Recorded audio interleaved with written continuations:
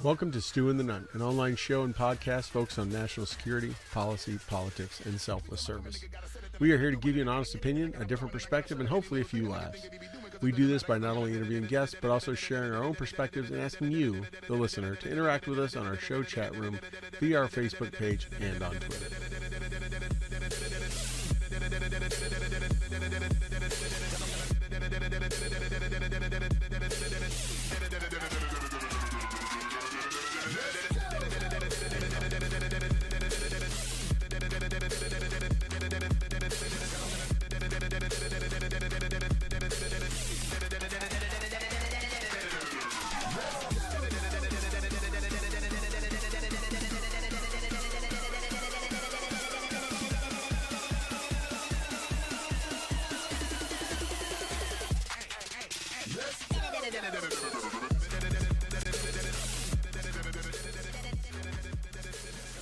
That's right, everyone. We are ready to go. Hello and welcome to another episode 248 of Stu and the Nunn. We took last week off. If you didn't get the memo, I don't know, maybe you're not on the fans list, maybe you don't like the Facebook page, maybe you don't follow us on the IG or the Twitter, but we took last week off. We are back this week, May 6th, the first episode of May. Day after Cinco de Mayo, and May the 4th be all that other good stuff. How you doing, Toby? How's it going in the southern Good, studio? it's good to it's good. It's good to be here. I'm excited about our next episode because then that'll be what I like to call the Maddie B, the burden, also known as the 249. 249, yes. Yeah. You got to be in the inside track there to get all that one for sure. But we're knocking on the door of 250. It's crazy. If we didn't blow off a couple, we'd already be there. But we've yeah. So speaking of blowing off a couple, that'd be me last week. Without you running tech and everything going, I would just like I could use a week off. But it is good. It is good to be back because there's so many things that when we have a show, I really want to share this with all our listeners, viewers, whatever, our peeps, our friends, people. Like this show, this podcast, really drives me to learn more and be current and not I really have gone down a lot of rabbit holes and learned about a lot of cool things and not some cool things, but I love when we just get to talk about. I love the guests, because that's cool, but there's some things, like there's so many things to talk about, and while sometimes it might seem like we're just running things off like the top of our head, we're actually not. There's a little bit of method, and there's some things that we're naturally curious about, and we're curious about them from different reasons. So tonight's one of those nights we're going to talk about some military stuff because there's some changes and things going on in the military, and then we're going to talk about some political stuff, but not just American politics. I'm really going to dive into like some Canadian stuff. And then that's what's up. That's what's up. We'll see where else it takes us. And big shout out to Mike Harris running that 249 for a hot minute. So my boy Mike, if you know him as Mike, you're fortunate. If you know him as Chuck, you're downright blessed. So shout out to my boy, both Mike and Chuck. Two of my favorite human beings, and my college roommate for a hot minute. Battle buddies and roommates in college. I can't imagine the stories because ankles up, revving ankles. That's what we did. We revved ankles like they were ape hangers. It was awesome. Yeah, we'll just keep it going past that. Anyways, let's talk about our sponsors tonight. I'm gonna be the I don't know what the one that keeps us on the straight and narrow, at least for a second. Yeah. Kermode Outdoor Development Group, makers of fine apparel, outdoor wear, phenomenal looking stuff. Sporting the shirt, absolutely. Gonna go jump over here to Veteran Outdoors. Of course, I am sporting one of my favorite VO shirts. I don't know if this one's even still being made. It may be a limited edition. Alpha Mike or Live Free, right? That's right. Yeah, great Live shirt. Free, yeah. Boohammer.com and Listen Night and Fight Company, Alpha Elite Performance, gear for grunts. We got to get some more logos up there, but a lot of great sponsors. Yeah. Thank you for everyone for not only are they tuning in all the time, but they're also helping us out sponsoring. Make sure you tune in. Make sure you check out Alpha Elite Performance. What's that discount code, Toby, for 15% off? Elite 15. Elite 15. Go to Alpha Elite Performance. They got some new stuff. They got some new pipe hitter. They do have some new pipe hitter. I got to get through my other pipe hitter first, but I get my wife may be complaining about the number of plastic cans stacked up in the pantry. She's like, "What are all these?" I'm like, that's pre-workout. That's during workout. That's post-workout. That's my detax. Like, don't mess with all that. Mm-hmm. It's all got a purpose. And this is my collagen for my coffee. there's my protein, so I can skip a meal, get a good strawberry shortcake protein. There we go. That's gold. That's gold medal. That's gold medal protein. Yeah, the gold standard. The gold standard. But anyways, I'm a big fan. I get down on that vanilla wafer. I make me an orange Julius. There you go. That's with right. That, it's delightful. All right, let's jump into it. Yeah, because we can. We're young enough. Our hamstrings still work. Our calves are great. Mine are spectacular, and so we can jump on into it. So let's talk about the state of the American military. Let's talk about. We're going right there. All right. Let's just go with agendas, because here we go. Yeah. If you thought for 1 second that the United States military is focused on warfighting, let me rephrase that. The rank and file are absolutely focused on warfighting. The mid-level careers are focused on warfighting. Battalion-level leadership and brigade-level leadership absolutely focused on warfighting. Above that, as the kids would say, is sus. Because the focus seems to be on, like, how do we make everybody happy? So we wanted everyone to be equal. They made everyone equal. And then they found out that if they make one standard, a physical standard, they have a 90% failure rate in females. So, like, that didn't work. Nope. Although I will say history was made last week at Fort Hood with a female, the first Latina female earning her EIB. Really? So, I didn't hear about True that. Blue. True Blue, 3rd ACR. Wow. And, third ACR. Yeah. They still do the law. You think they don't still do the law in like, backblast area clear? You don't think they still do that in EIB? No, they phase that out. I didn't think so. I think they have to do javelin, maybe. Yeah. I don't know, AT4. What's AT4? Pop. I'm ready. Back in the dragon and toe days, stay in the fire. Hey, don't breathe. You do that dragon, you better kick those legs out. That bipod better be locked down. It don't let those legs fold up. That gets you. The dragon was the dragon was a good one. Yeah. But no, the social experiment known as the United States military is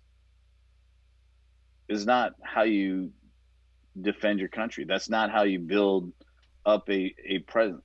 The purpose of the United States military is to deter war, and if deterrence fails, to win with overwhelming victory. Yes. Let me ask something real quick, Toby. We're going to go rants. I know we're going to go back and forth, but as you're talking, something comes to mind. When you talk about a social experiment, we first heard that term in the Obama administration. It's just facts. It doesn't do with what party's in charge, right? We heard that in Obama administration. We saw it through a number of actions and things that were put in place, and you and I and many in our circles talked about the military is not the place for a social experiment. And those leaders who probably were, let's say, both officers and NCOs, mid-career E6s, E5s, E6s, captains, first lieutenants, and that kind of stuff in that time, then worked their way up. They stayed in. They got to the Trump administration. Took a 180-degree turn. It was about war fighting, right? Pulling out of wars that didn't have clear objectives, or rethinking about what those objectives should be. If we went in, we find, fixed, and killed the enemy. Went after targets. Didn't worry about political correctness. Took people took chances to accomplish the mission, and rescinded some of the what people would call the social experiment mentality. And now we're getting back into that. And I wonder, because you and I have been out for a minute, retired and out for a minute, is that, for those that were maybe mid-level NCOs and officers, or maybe even younger in the Obama time, and then got up and maybe worked their way up into the field grade and senior leader ranks, E7, and majors and that kind of stuff, maybe during the 4 years of the Trump administration, and are now still in, and maybe up in the E8 level, maybe E9 and 05, maybe 06 ranks in the officer corps, are now back into the social experiment. I wonder what kind of freaking yo-yo mindset these men and women have to go through to go from social experiment, be woke before the woke was a word, to we're a military, we're going to retrain everyone, get everyone armed back up, put money back into get the programs in place, and then now back into this. I can't imagine what these poor men and women are going through that have went through this kind of career in the last 15 years. Yeah, I mean, it's got to be very confusing. So you start with the downsizing, and like I got out in the Obama administration, and a lot of people did, not because he was president, but just the natural flow, the wear and tear of war. At that point in time, we'd been getting after it for almost 10 years, so almost a decade in. So that's year on, year off, or 18 months on, 12 off. It was a revolving door of deployments. Guys rode hard, put away wet, and resources were diminishing, and diminishing drastically. And so was the human resource. Recruiting numbers, the demand for recruiting numbers had gone down. They're Q&Ping people, like looking for the opportunity to downsize everything they could. Downsize ammo allotments, downsize equipment orders, downsize human resourcing. And then you turn around and you see a new administration come in and kind of say, like, hey, we kind of need to like fix these vehicles.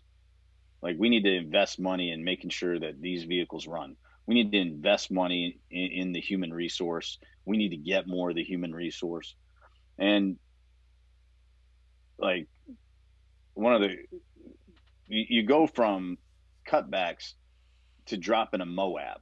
All right. Like, yeah, good point. So like all of a sudden, not only do you go from cutbacks where you're playing capture the flag. Let's be honest.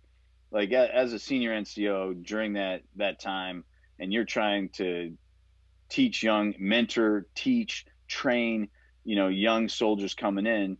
We were doing it with audible noises, pew pew, pow pow, bang bang, rat tat tat tat, because we didn't have the ammo resources to do proper rehearsals, to do proper training. And so you're basically doing this, I don't know, like capture the flag, right? You're playing a playground game versus war fighting, and then to go back into like, oh, they're buried underground. Cool. I got this thing. It's called the mother of all bombs, and we're gonna drop it. And that must have been such a boost to the esprit de corps, because people knew that the leadership were committed to victory. Right. And what we're seeing now is the leadership is not committed to victory.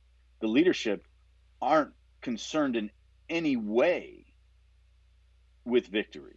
They're not even concerned with fighting. It's not fighting a force or defense of this nation. Yeah. Admittedly, by their own mouths, is not even the number one priority of the Department of Defense right now.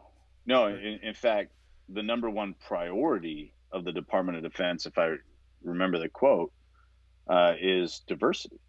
Yes. right? And getting rid of extremism in the ranks. Yeah, Remember when and extremism was a guy named Nadal Hassan in Fort Hood in 2015? That was extremism. That's what we considered yeah, extremism in the ranks. Were terrorists essentially and enemies of the yeah, that hated this country hiding within the military and using that trust by wearing a uniform to enact a surprise attack on people and do things like that. That was extremism. Now today that takes on a yeah. totally different definition. Well, so, but the last uh, group believed that extremism covered a broad spectrum of things, and that's why we have like tattoo rules. That's why you have to document tattoos. So, when you enter the military, if you have tattoos, uh, they take pictures, and they vet the tattoos. They see if there's any symbolism, if there's any uh, pledges of loyalty, pledges of Right. allegiance, um, to anything that's extremist. To what So, so like, to if you someone had a thinks to swastika, someone defines as extremist, right? I can define yeah. the way So if you had Nancy Pelosi thinks or Maxine Waters as extremist, but that's my definition. right, right, Right. but we had a standard, Right. a rigid standard that, like, if you had a swastika, Yeah. Pretty um, commonly accepted as extremist. Absolutely. like that was an extreme thing. If you had a white pride, uh, like that was an extremist view. Yep.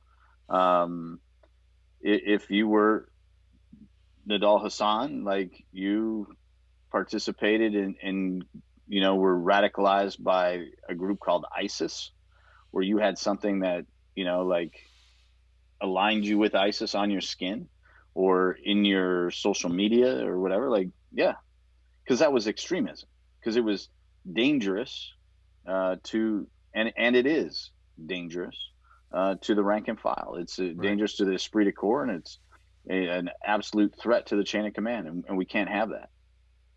And it takes away from the mission and the focus. But that was because there was a defined rigid standard. Now this is flexible, right? You Yeah. can just kind of decide what it is. And so, like, what's your boy's name? Bishop. What's your boy's name? Oh, the one we were Uh, talking Bishop Garrison. Bishop Bishop Bishop Garrison. Bishop Bishop Garrison. This dude is like the senior advisor to the Secretary of Defense. Yeah. And on his Twitter, he like makes the statement that if you supported Trump or you support Trump, you are a Race. misogynist, Yep. racist. The typical talking point. That that's labeling anyone that voted for a candidate who lost a closely contested election and the former president of the United States, to which over half of the country voted for. Yeah, more people voted Like, for than any other president, right? Not as much as the other one right. apparently got, but there was more for the other But president. but in the history, yeah, Right. in history, yeah. And so, like, what are you saying as an official person, that you feel that anyone that supports Trump is an extremist? Yeah. I And mean, this if is I could all like quote, retribution. This right, is all retribution. if I could quote some of his tweets from July 2019, support for him being the president, a racist is support for all his beliefs, right? Or also from July, if you support the president, literally he said that you support. So he says he's dragging a lot of bad actors, misogynists, extremists, and other racists out into the light, normalizing their actions. If you support the president, you support that. There is no room for nuance with this. If you are so willing to follow him, but because you're watching and what he says, you're listening to his careful choice of words, and you're still willing to follow him and not speak out. So yes, we're very much like that. It's time to step up. We are patriots. Hashtag we are patriot. Hashtag Black 44. right? These are his tweets, all from the 2019 time frame. Got his blue check mark and everything. Got the blue check mark. He's right up there. And now he's the advisor to the Secretary of Defense to help purge extremism by the new definition out of the ranks. And you know what? Some of the signs are. Toby, you just mentioned like a swastika being a sign that everyone, regardless of political affiliation, if any political affiliation, all viewed as an extremist, right? Or maybe a white hood or KKK or like that. They're targeting come and take it flags, Gadsden flags. They're saying that now. They're pretty much walking by the Southern Poverty Law Center playbook of what an extremist is, which is absolutely anyone. Wait, when you say like you're saying like the Gonzales flag, the Texas flag, the come and take it flag, come and take it is one of their signs of extremism. Right? There's a lot of trucks at Fort Benning, Fort Bragg, Fort Hood, and many other places that have, we know mutual friends we know that think the 3% sticker on a truck means that you're an extreme racist, right? This is where it's went, right? If you don't have a code, I just want to go back to that. No, I'm with you, because that's a state issued license plate. Yeah, well, that is a flag that flies and can fly officially. Yep. And like it is the battle cry that helped lead Texas into the Union. I'm with you. That and remember the Alamo. Yep. 3%er, Oath Keepers, the OK sign, this one or this one? No, this one. Because like I got him. Oh yeah, I'm not gonna look. I knew better. So I just sent you a link, Toby, to the DARPA memo, Extremism and Insider Threat, that was released March 2021, just 2 months ago. It has the pictures of the flags up there. It has the risk factors. It has what to look for, observable behaviors. This is what DARPA is spending their time on, and going after, and what they're calling. And of course, they bundle it in with a lot of the other ones that we know are extremists, like swastikas and Aryan Nation and all that kind of stuff. But they're bundling all this together, and that's what this gentleman is going after. This is the number one priority of the military right now, right? All the threats going on in the world, everything, and everyone thinks, it's all done. We know President Trump helped get rid of ISIS and do a lot of stuff, but we're pulling out of Afghanistan, and if we want to learn anything from history, i.e. the Soviets in the early 80s, pulling out of Afghanistan is, regardless how you feel about it, good, bad, or indifferent, that government is not going to be able to stand up and support and protect itself. It is going to create a sucking sound of a vacuum. And we already know that Taliban and Taliban-like elements, I can't call them all Taliban because they really don't follow the Taliban beliefs, have already moved all into places of Afghanistan and taken back over because it's a tribal nation and it's not run by a central government. So they're going to be back in there. And it's got Pakistan on one side, Iran on the other, and China on the other. It's just going to be a breeding ground of hate and evil. Right, and we have Iran doing stuff. They're trying to mess with our boats. They're trying to do their little stuff. We have China doing stuff in the South China Sea. There's a lot of threats, and that's things we only know about on the news. Now, besides what we don't know on the news, we also have a force that we need to retrain, re-equip, do some reset operations to get them back in the fight and get them in the right mind and get people caught up on all the things they've been missing out. Yet we're going to focus, and they need to focus on a PT test. Apparently, they have a new one. It's not looking too good. Yet we're going to focus on this social experiment. Like I said a little bit ago, was not an issue for the last 4 years, except now is being talked about very, very much. So I'm. I saw you read through it. I saw. I've been scanning this quickly. So a couple things. And I might be naive, but I thought Oath Keepers was a Christian organization. I think so. I don't know. Rob would probably tell us. I thought it was too.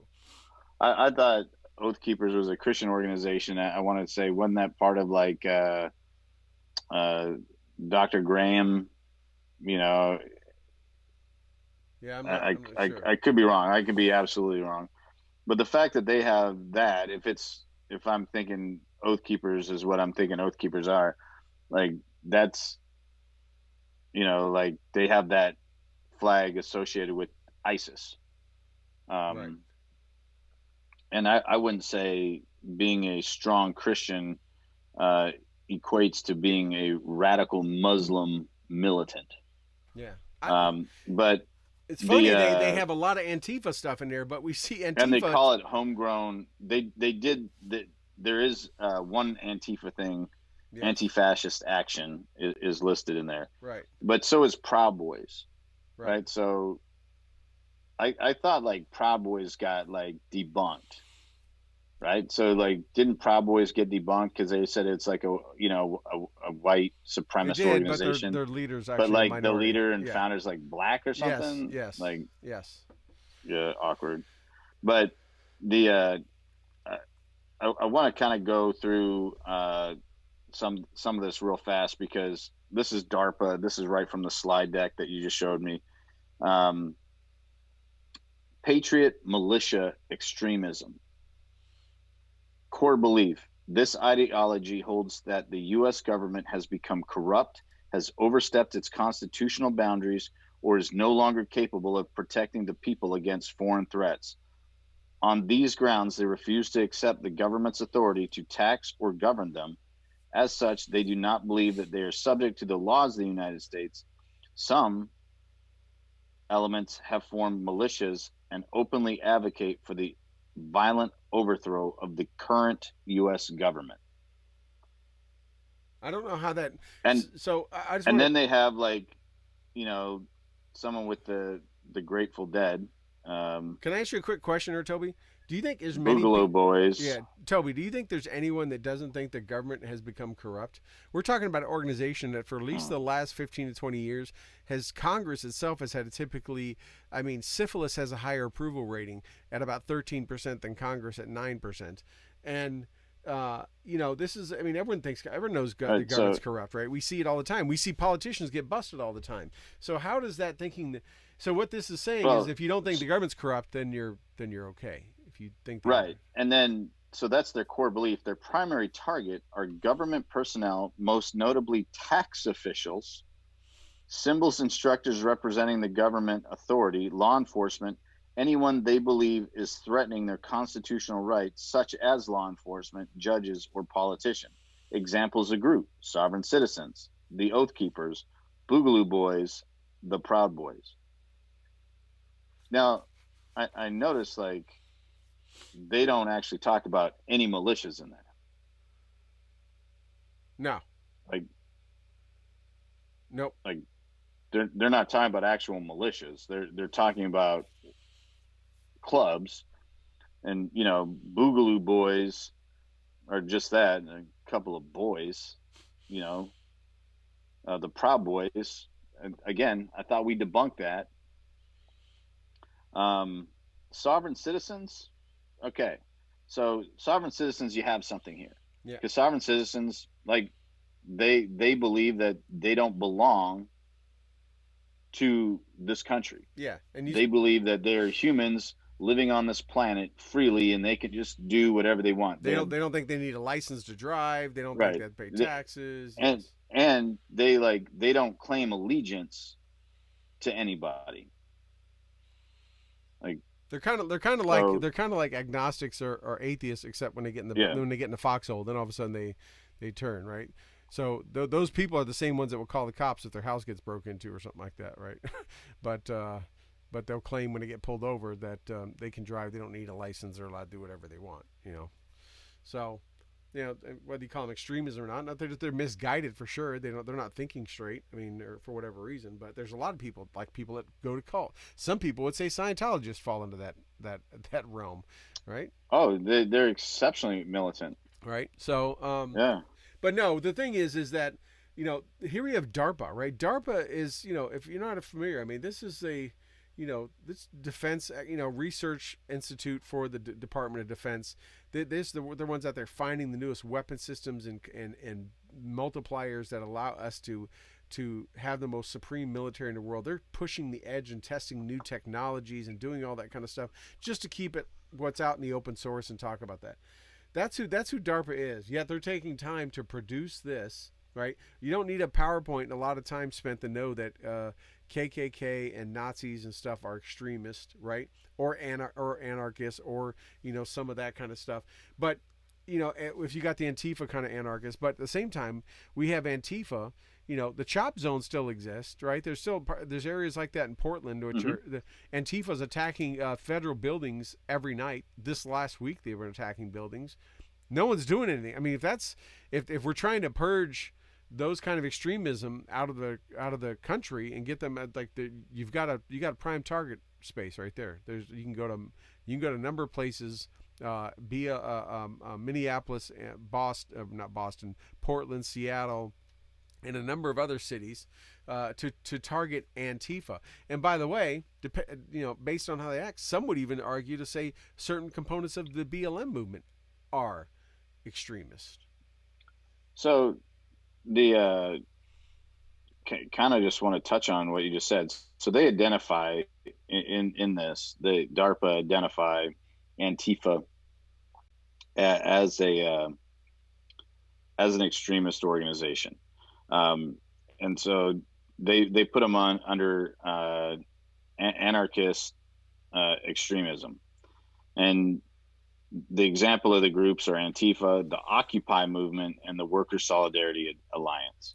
And so those are the groups that are doing what's like going down in like Portland and Seattle and stuff. That last one sounded very communistic, by the way. That last one sounds like something from the Communist Party.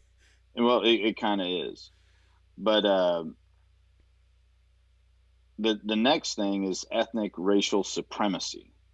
And so here it is: an ideology that advocates for ethnic or racial purity through the separation, expulsion, and elimination of other ethnic or racial groups. These ideologies frequently accuse the U.S. government of forcing race mixing on the people, often with the goal of destroying the purity of the country, the way of life, and other certain races. While the vast majority of these groups hold white supremacist views, a wide array of ethnic and racial groups hold similar beliefs about the supremacy of their ethnicity or race.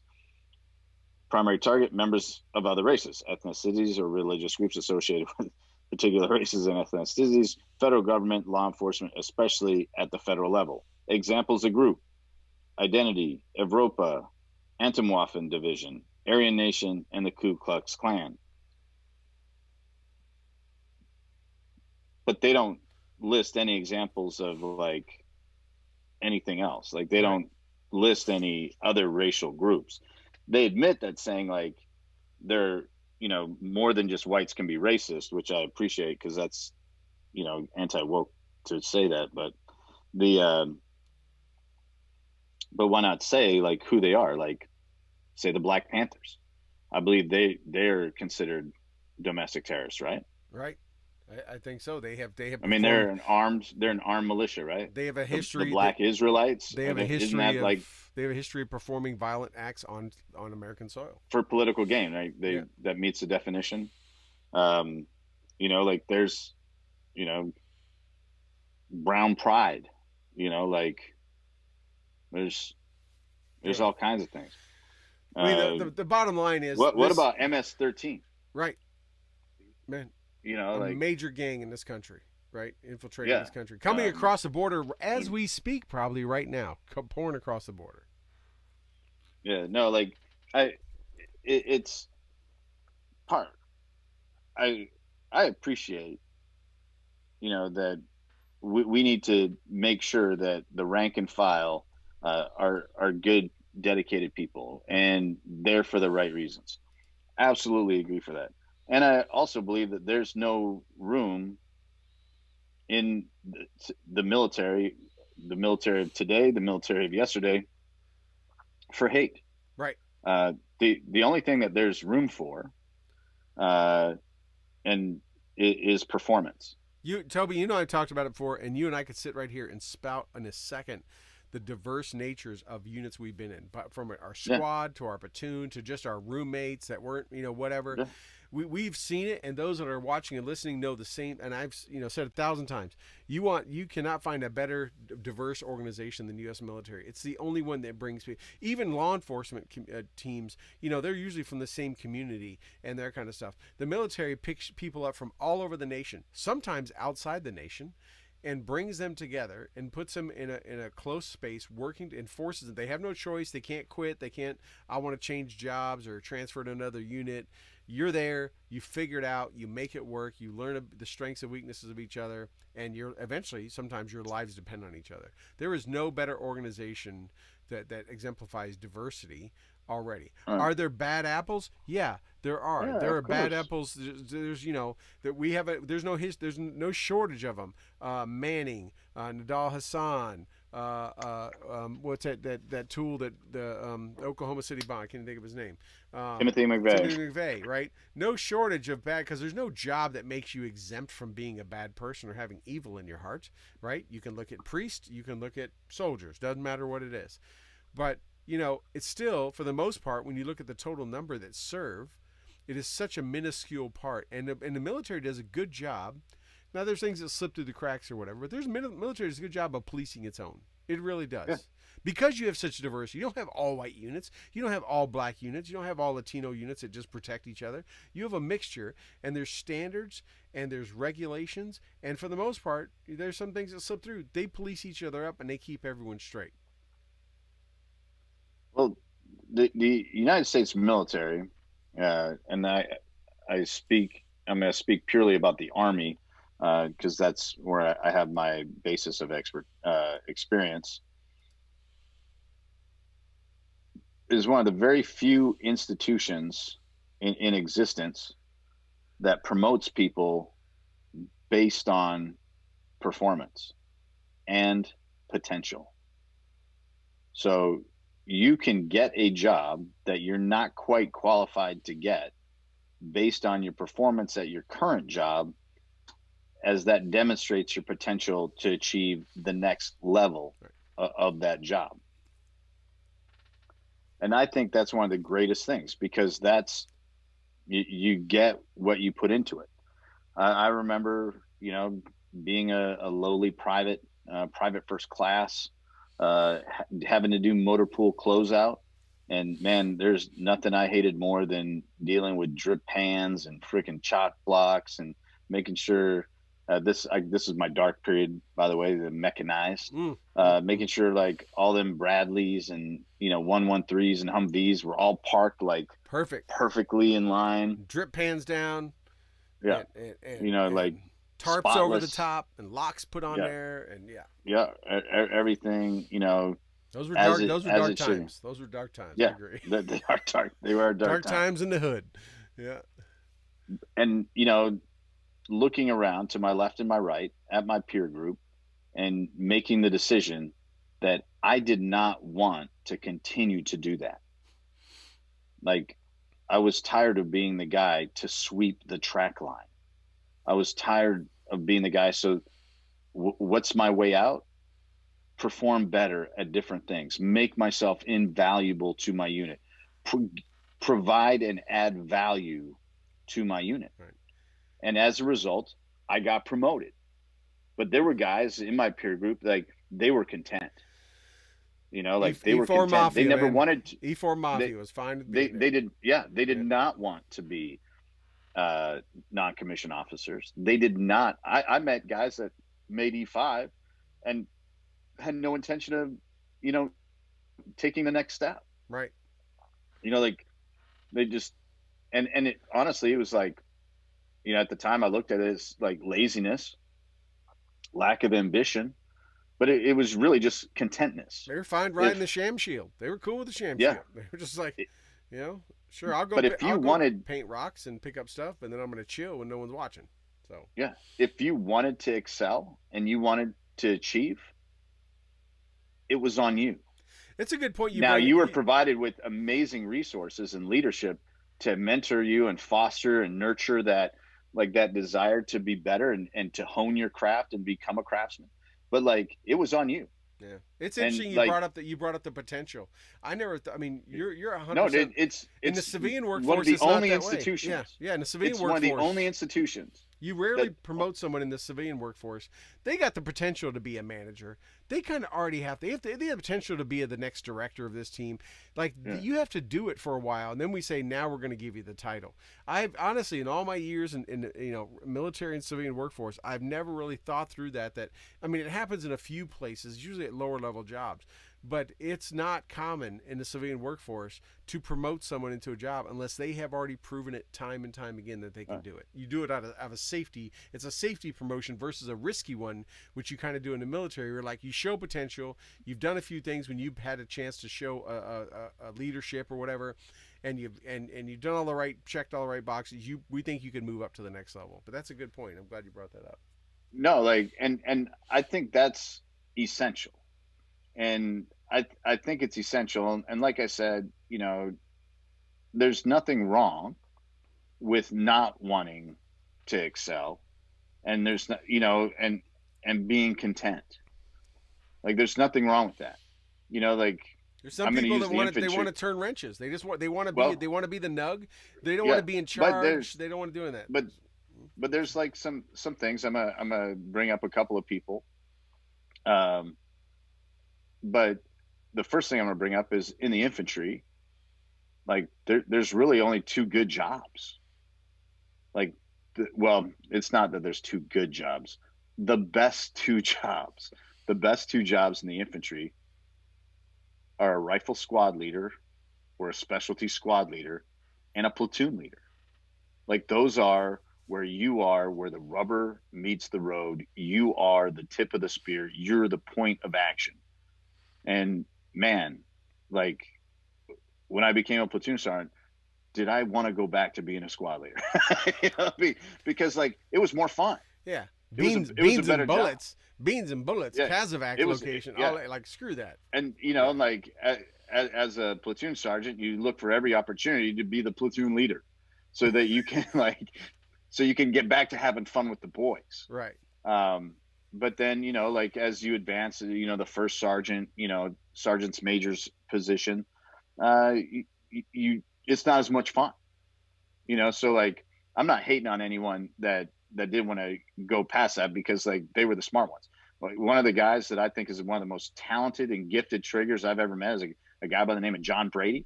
And all he wanted to do is be a sniper, and like did everything in his power to not lose the opportunity to be a sniper. And like the Army is a force that only allows that position to be held to really only in junior ranks. Like after the sergeant, the E5 position, uh, there's not really much of a job for a sniper. Maybe to be a section leader, That's about it. Like an but after E6 that, section leader. like Yeah, that's it. yeah. That's it. Now it's a great block or box to check in your career, in terms of advancement. But most people get that tasking, that position, that duty position, that billet, and like it's temporary because you're expected to go on from there. And man, I just really admired how he he wanted to be the best sniper. Like, and so he that's what he did, and he made exceptional snipers out of his subordinates, and the Army was blessed to have him, like, and to retain him there. But the biggest thing is when you take the motivation of potential and opportunity away, and you just like leave the policy of promoting and promotion and advancement on, I don't know, like quotas, Right. on like you what's the motivation for someone to achieve more, and how does that better the force? If you're promoting somebody or you're giving them opportunity based purely on demographical information, not performance information or data, like you're not getting the best person for the job. Like, do we not want the best person for the job? I've like said for the longest time that I think the NFL is the most racist organization I've ever witnessed. And the reason I say that is multi-layered, uh, because they will give you benefit if you hire someone for demographical purposes versus performance. Well, It, there's a lot of places that are doing that now, right? It's not just right. still not the But, NFL, right? the NFL is something that's like very in front of people's faces. Right. Like not everyone is familiar with the hiring practices of J.C. Penney. Like most people know that, if you want to be a coach in the NFL, before they can interview people that they think are the candidate for the job, they must interview people purely for the purpose of ethnicity and diversity. It's affirmative action, which has become Yeah, it's normalized. 100% Right. affirmative action, and I think that's a racist Yeah. thing. And of course, someone's going to yell at me, "Well, you're racist for saying something bad about affirmative action." And I'm like, I don't give a shit. I think an affirmative action is racist. Affirmative action goes against exactly what Martin Luther King preached, right? Yeah. What Content, about the content of of your your character? character, not the color of your skin. Yeah. The affirmative, and if anyone wants to argue differently, I will take you to the woodshed and we'll argue Yeah. all day, because that's exactly what affirmative action is. It's on the color of your skin. The New York City Fire Department had a lawsuit a couple years ago from white firefighter candidates who passed the test and had the highest exam on the firefighter exam, but were denied entry because and the whole class was thrown out because no one of color got high enough on the exam to be admitted. So even the white candidates in the fire department got thrown out, and everyone had to get retested again. They changed the standard. It's stuff like that which gets people upset. That's what get people say, just treat it fairly. If we take it back to the military, let's talk about the ACFT, the new PT test.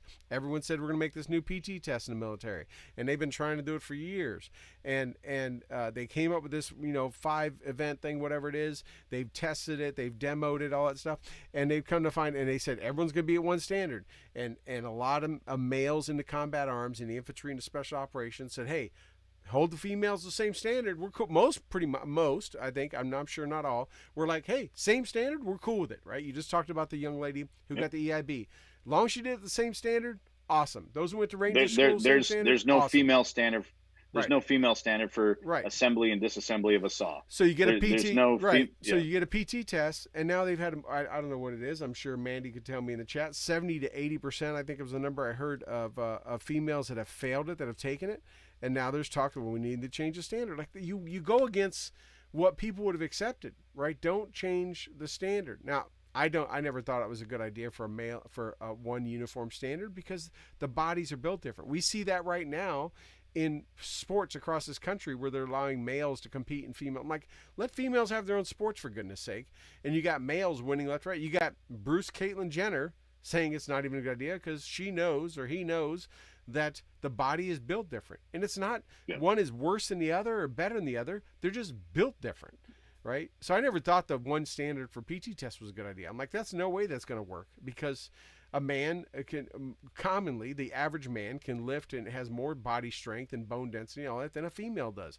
Even though we both met females could probably kick our asses, but that we're talking common average. That's just the way it works out. We're just built different. We're different. Our constructs are different. We have different parts and pieces. That's the way it works. I'm done ranting. No, I mean, so what happens when something doesn't work, or like there are things that brief well, right? Look good on paper. And they look good on paper. They brief well. Man, that PowerPoint was sharp. The animation was tight.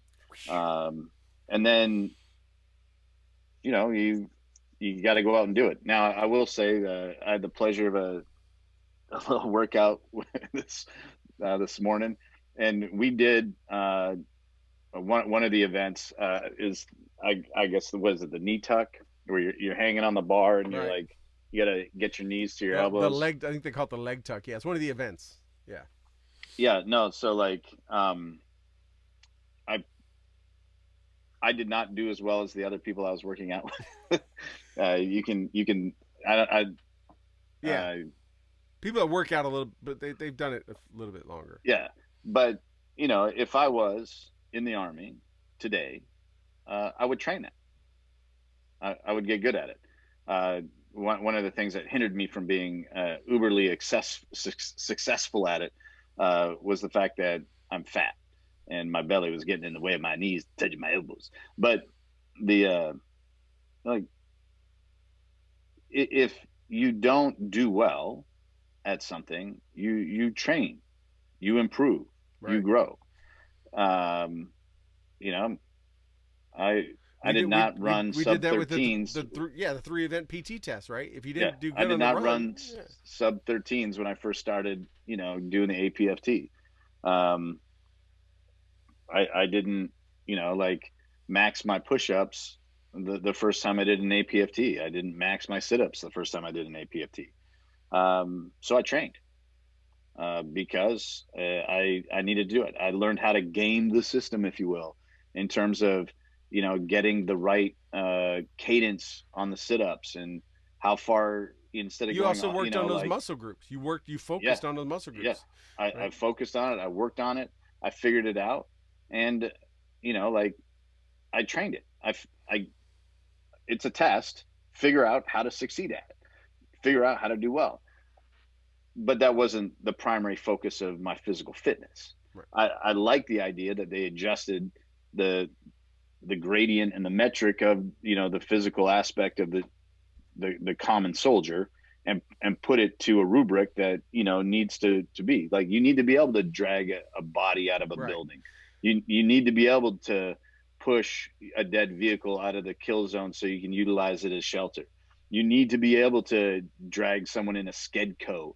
You need Right. to, be able to carry crates of ammo, to the You vehicle. may need to be able to pull yourself up on the side of a building or a hill or something, and that kind of stuff, You right? you Yeah. you might, like, whatever it might be, like, these are things that make sense.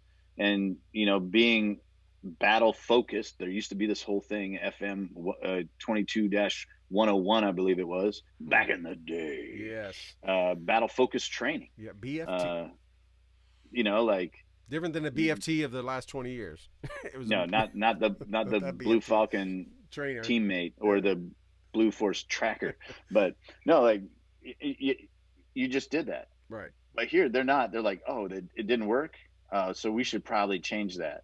We should probably, like, find something that we can do. And I know in the chat room there's a little discussion going on Yeah. about the plank being utilized a as an alternate to that. But I don't know that, so I'm not going to speak to it. But, like, it is what it is. Like, the enemy doesn't give a shit about your PowerPoint presentation and what you're trying to do as you're building for legacy on the way out of the military. Right. They don't care what policy or what doctrine you're trying to inject, to put your stamp on. The enemy is focused on victory, which is our defeat. Right. That's all it is. And so when we march out onto the field of battle, the enemy isn't looking at us through their, like, inferior optics and saying, like, oh, well, they're pretty diverse. So we're going to give them a head start, or we're going to give them a benefit. They're going to get some social credit because they got this many people out there. It comes back to, like, the age of Sparta. It goes back to that movie 300, where it's demonstrated, like, what's your profession? Well, I'm a potter. I'm this. Right. Oh, Spartan, what's your profession? War. Right. Like, the purpose of the military, the mission of the United States Army, is to deter war, and if deterrence fails, to win. Which is why the Department of Defense used to be called the War Department. That's what its focus was. It wasn't Build Nation Department. That's called the State Department.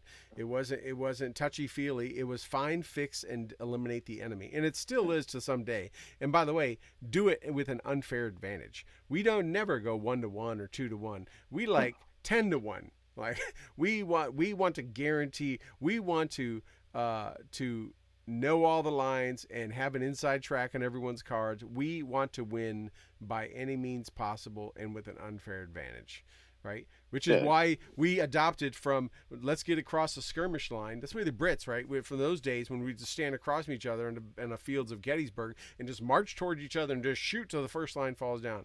We got smart learning from the natives and decided, hey, let's use surprise and flanking and maneuverability and all those things that developed in our military to give us an unfair advantage. We're not just going to stand up and stand Yeah. across from you. No, like the we learned, like you said, we learned from the First Nations. We learned from Rogers Rangers, um, and just to be clear, we need everyone involved in the art of war to pull their weight. Like we, Right. there's we need that. Um, we don't need allocations.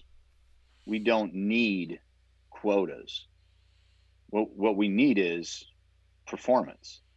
And whatever, like I could care less. Like I got a lot of friends, and I'm probably my DMs will blow up here in a few seconds. Like I could care less if you're a girl. I could care less if you're gay. I could care less what color you are. I could care less if you're a Satanist, an Odinist, a Wiccan, a Christian, a Catholic. I could care less. I just want to know that you can go to your point of domination and move with speed, silence, and maximum violence. Do your Like job. that's what I need. To your I need you to maximum do your potential. job. Right. And like the people that don't want to do that, but still want to serve and make sure that our dietary needs are met, our the fuel that we need for our vehicles is met, the to make sure that our human resource needs are taken care of, our pay is straight. Man, I got mad love for everybody. Yeah. I, I got and I got I got mad love for the pilots. I got mad love for the air crew chief. I got mad love for the ambulance driver. I got mad love for anyone that raises their hands and sign their name and buy in. I think I heard one time when I was at PODC in Korea, and I'm sure the numbers have changed. I remember one of my instructors told me, Camp Jackson. he said it takes all the other MOSs, right? It takes 17 of them to support one infantryman, right? 17 of them. Yeah, infantryman's important, right? And just as much as all the other combat arms that can inflict death and destruction on the enemy are important, right? But it's not the only job. And when you think about all the rest of the Army, 17 of them. So if you got them all in a room, 17 to support one infantryman to be able to do the job. Because guess what? That infantryman or tanker or artilleryman or whatever is not going to do the job if they think their pay's not going through and their family's not being taken care of at home. If they think that the rounds that they're shooting aren't going to get resupplied, or the half of MRE they have in their butt pack is all they got because no one knows how to do supply system, or they can't get the new buddy on the left and right because no one knows how to get a white one report back and get a replacement up there to the front, right? So all those jobs, and as young infantrymen, we start out, Toby, you and I both, and they all go through the same thing, right? You go that the indoctrination and all the bravado, and they're trying to toughen you up and make you into men and train you and shape your psyche to be ready to take another human life, which is against what our DNA to do. And of course they prop you up. You're the king of battle, the queen of battle, whatever you are. You're the baddest ass thing on the battlefield. Nothing can stop you. It's obviously, they're not going to tell you you're the weakest, softest thing. They're going to pump you up. So when you're young, 8, 19, 20, 21 years old, you think, especially if you're wearing a beret or you're driving that vehicle or carrying that weapon, you're the baddest thing on the block, right? It takes some maturity. You get older, you realize when you go to military schools or when you start working, like, hey, I'm not the only thing that matters. Like that person, that young E3 that just made me a new ID card for my new wife and kids, like they're important too. So my family can get benefits, right? Or, that person that just signed me out this tool that I can use on my vehicle is just as important as me pulling the trigger on that vehicle. And it comes with maturity. The problem is, in jest, a lot in the combat arms, we still joke around. There's a lot of inter-service and intra-service rivalry. But at the end of the day, We get on the battlefield. What do? We see U.S. on you. Hey, we don't need the Yeah. U.S. You could be just an innocent person, local, national. We're going to give our life to save your life. We don't care if you what uniform you're wearing, what job you have, if you got boobs or not, or like you said, what religious necklace you wear. We're going to grab you, patch you up, save your life, and hopefully fight right alongside of you. And the rest of it is just fun and games. There's nothing meant by it. But it's amazing how people get so wrapped around the axle on that. When in reality, we're the most diverse organization who will lay our life down for each other, and most time lay our life down for people we've never freaking met and probably would never get along with.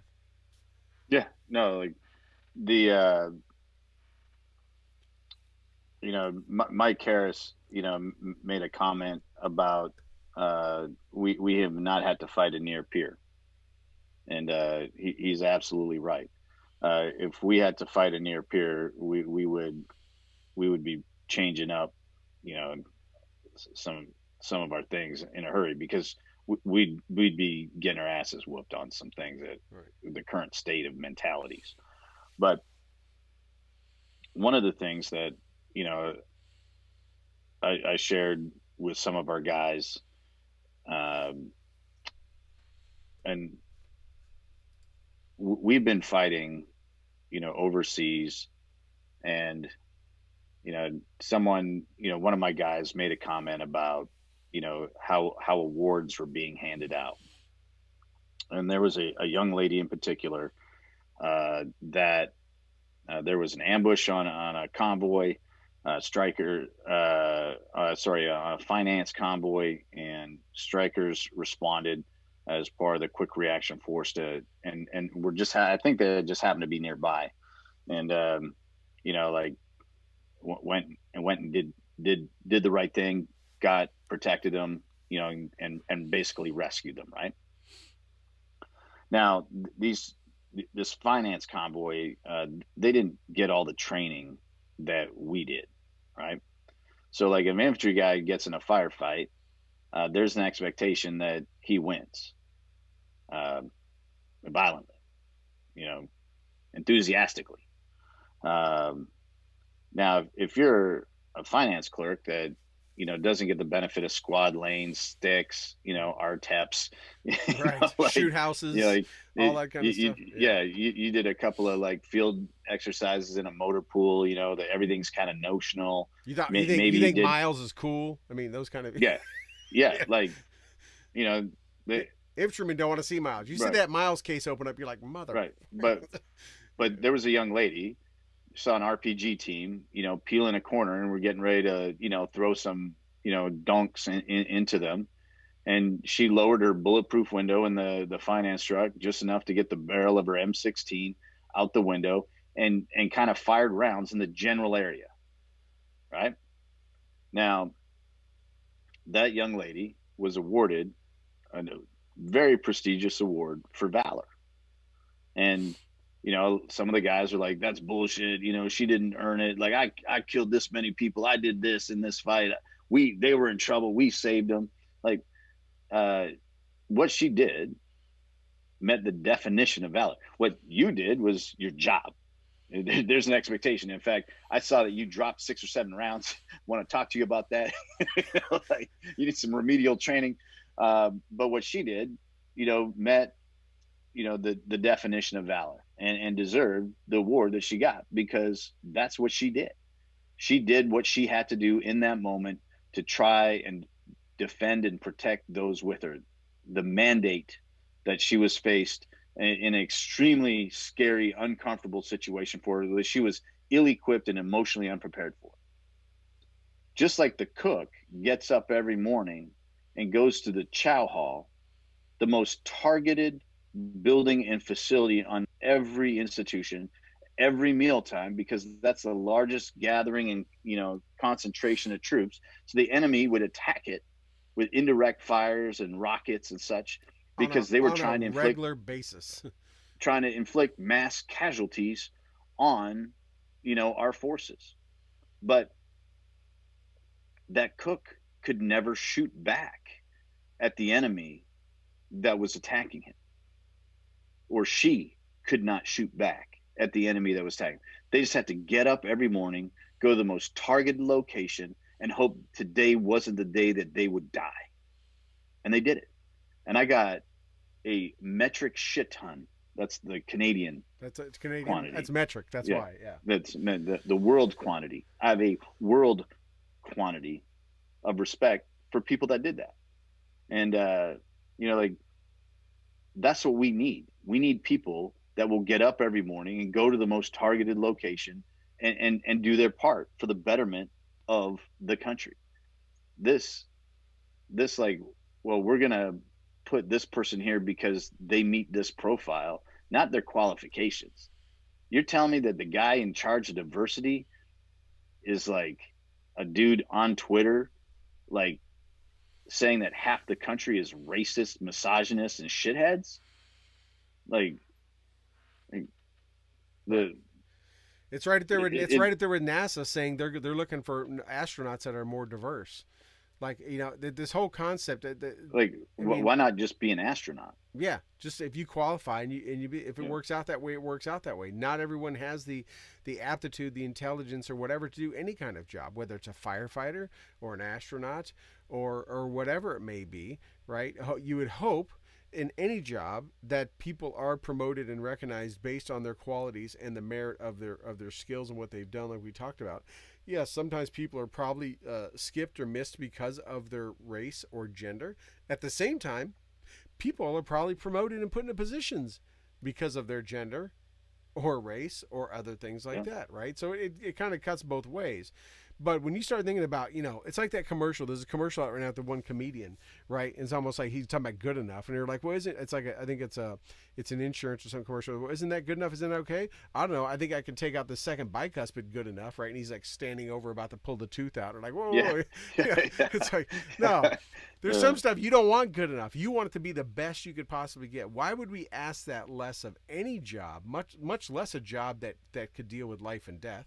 Right, or something, or along that line, whether it's a firefighter or a police officer or a military or an intelligence analyst or whatever. You want the person that's best at it, not the person that looks a certain way or pees a certain way or whatever, has to have their pronouns after the name. And that's where this country is losing it, and that's where this country is going to lose its edge on the global market and in the security space, is because we're going to put people up there that truly we're judging them on the color of their skin, and we're not judging them on their capabilities and the content of their character. Yeah. That's where we're losing our edge. That's where America's not going to become number one, because we're not doing. Because guess what? Our enemies are doing that. China, Iran, Russia, all the rest of them. I guarantee you. They're not. Russia's not saying we need 10% Ukrainians in our force. No, they're genetically engineering. Right. They're genetically engineering better soldiers. Right. China's not saying, hey, we need to have people of some Christians mixed into our military or this, that. No. They're genetically engineering better soldiers. Right. Christians are allowed in Iran. I guarantee you they don't have a quota to put so many Christians, Hindus, or anything non-Muslim into the Iranian Quds force, right? They're not doing it. But we like I do, Toby, because you're from Canada, and we got to hit on that too. I know we've been going for a while. Yeah, we got to get to that. In my international travels, the same thing. People I know from all over the world in the Pacific Theater and Europe say to me all the time, what is wrong with your country? Why are you trying to be like Europe? Why are you guys so politically correct?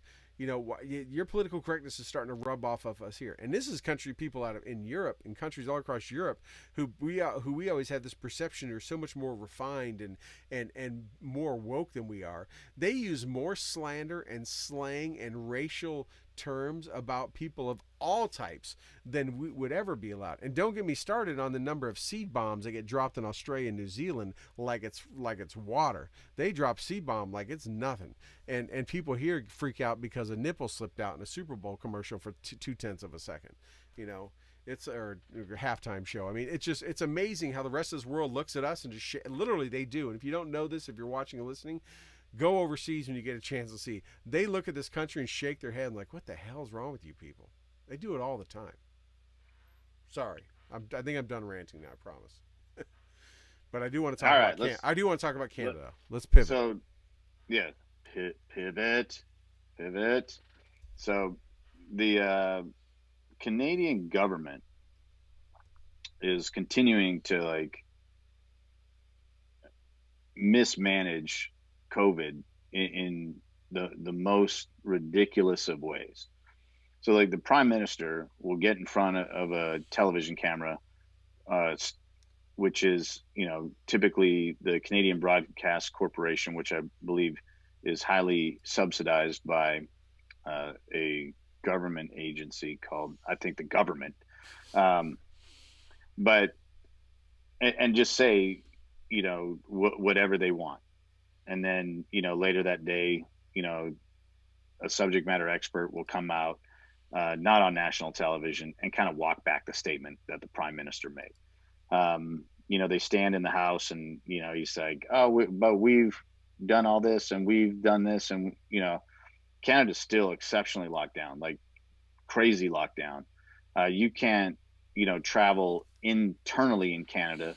Uh, you know, most of my family lives in the province of British Columbia. Some of my family live in the neighboring province of Alberta. My cousin is not allowed to visit his mother um, because he's not allowed to travel. And if he was to travel, if he got an exception to be allowed to travel, he would then have to go through a 2-week mandatory in-hotel quarantine system. They don't have, they're a fraction of the population. They're 1/10 the population of the United States. They're 1/5 the world's landmass, and they have not yet been able to vaccinate like double digits Yeah. of their population. And just the worst mismanagement that we've ever seen. But what's the answer?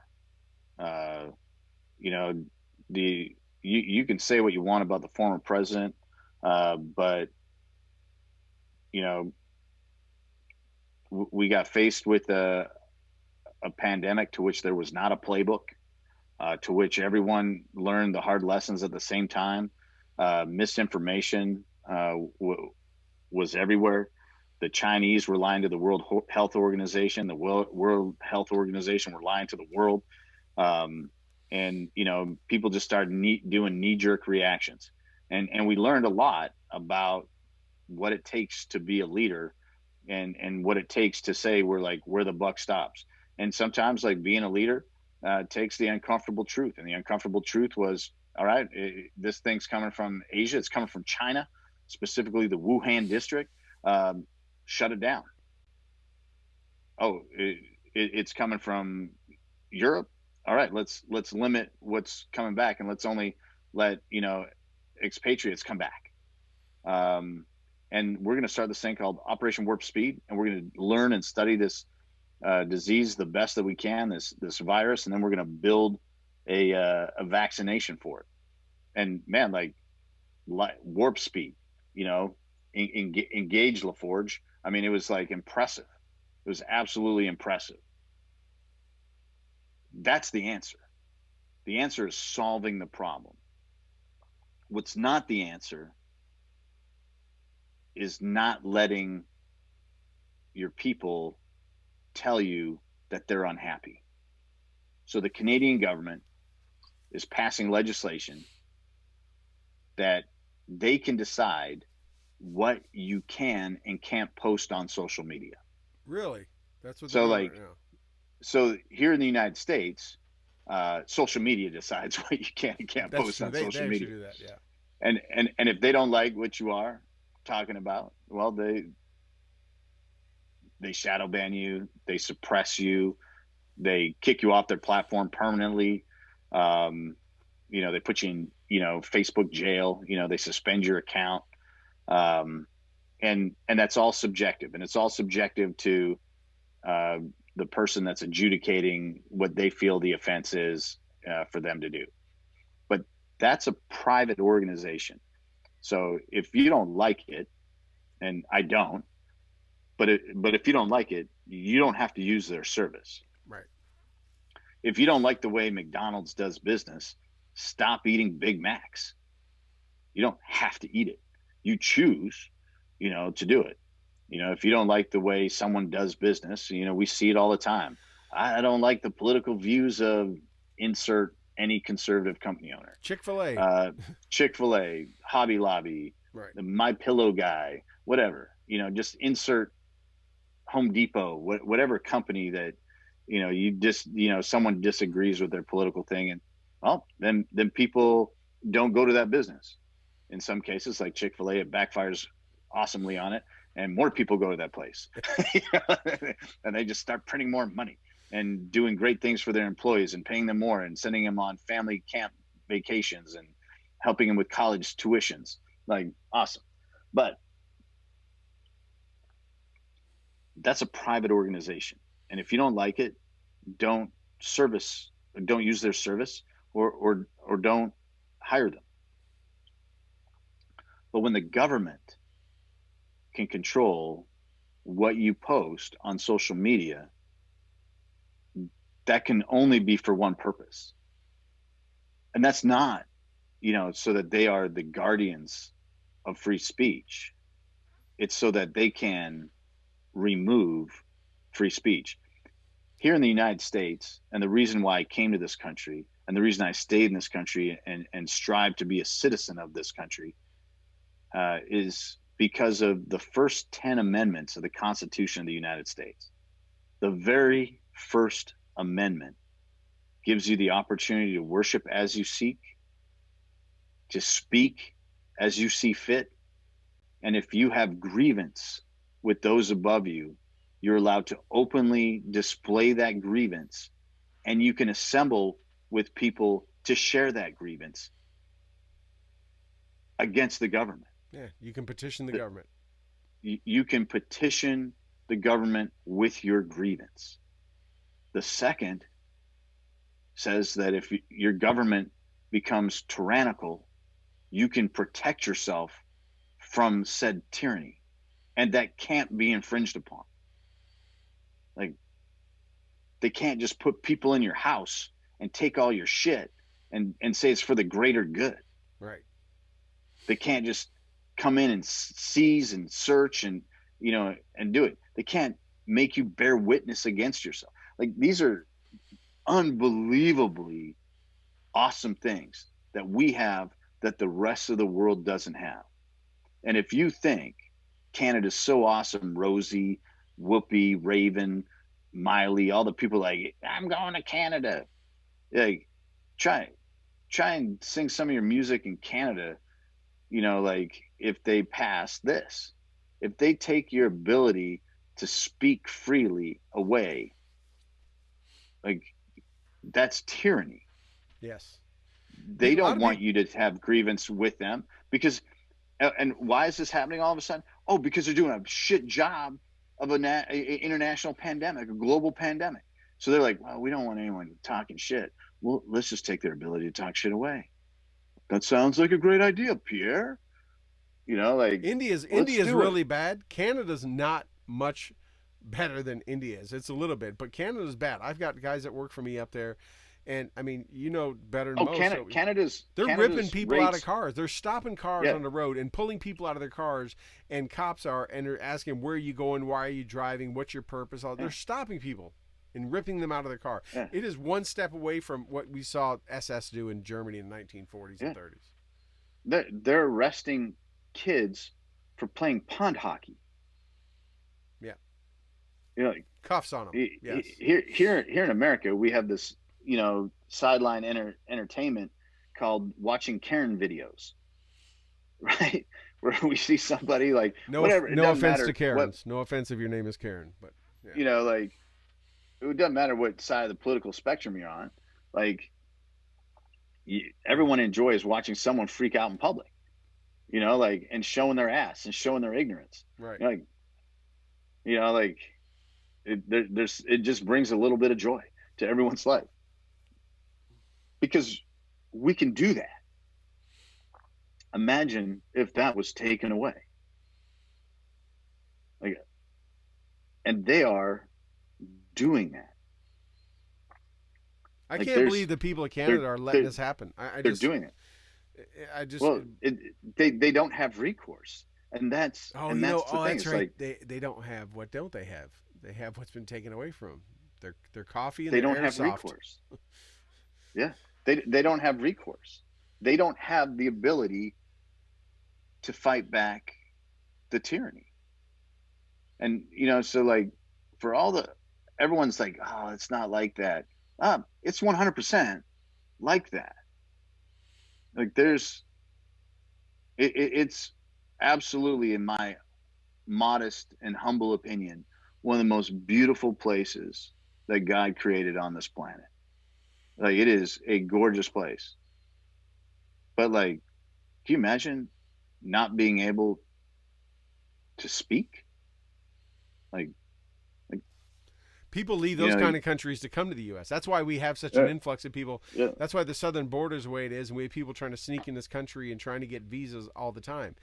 They're trying to get to a country that gives them those freedoms because they can't do that in many countries in this world, Yeah. right? But most would So not think that if Canada was so great, uh, why isn't there like a bunch of people just trying to get in there right now?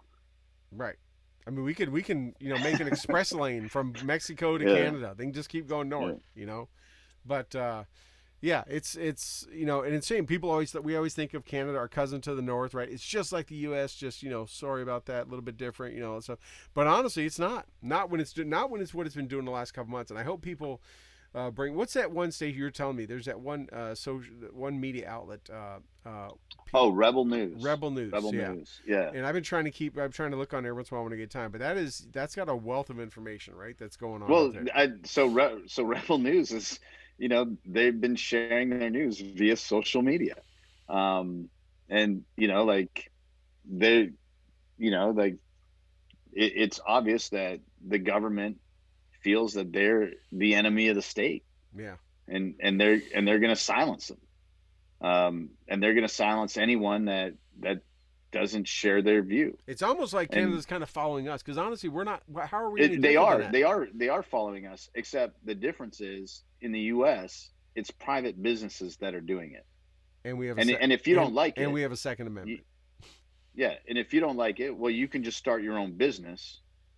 I met last weekend I was off doing a VO event, and I met a guy there that him and some other guys have started their own social media platform. They own their own servers, so they can't be shut down. They're beholden to no one, and they are trying to provide consumers with like a truly First Amendment free place to speak. And like obviously, Parler tried to do that. Parler was, heavily uh, conservative, obviously, but if you don't like the way people are doing business, you can just start your own business. Like that's kind of the American way. Uh, Someone didn't like the way that Henry Ford developed his motor cars, so they started making cars.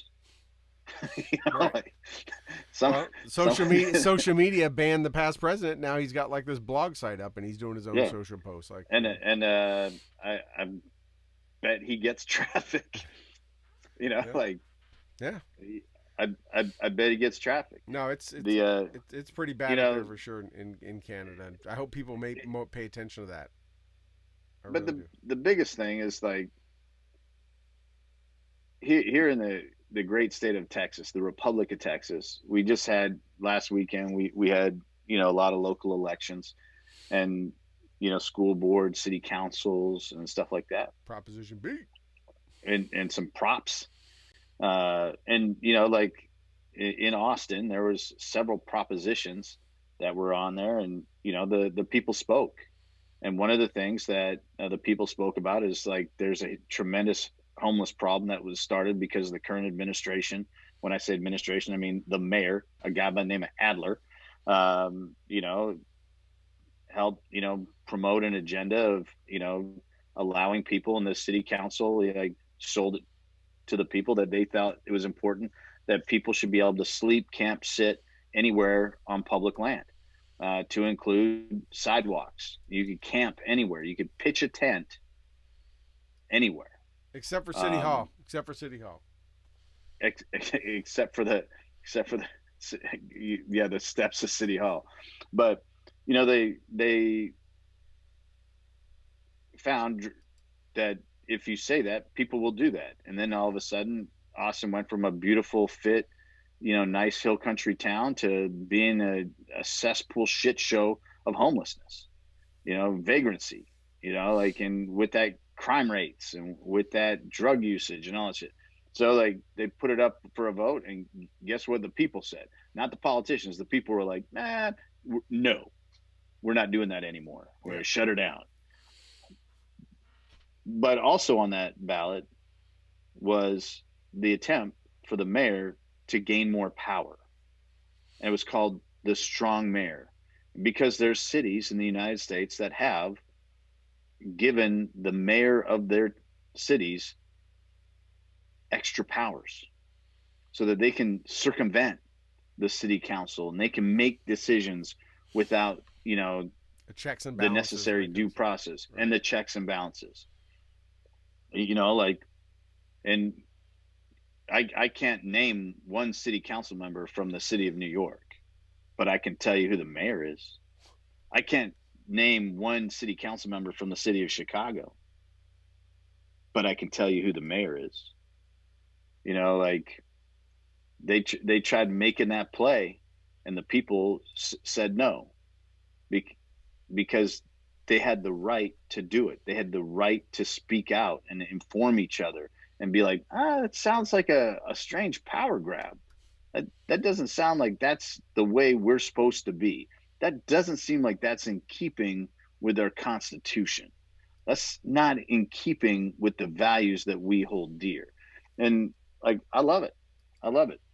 I'm like, yeah, it's been a I bad think that's place. why This place is the great place. I haven't been there in a little over a year since traveling, but I was not ready to go back downtown anytime even before that. So I'm hopefully they can get it cleaned up and get it back to a fun, nice place it is. I look forward to getting back down again, but I know it has truly turned into quite a cesspool. I tell everyone it's like little San Francisco.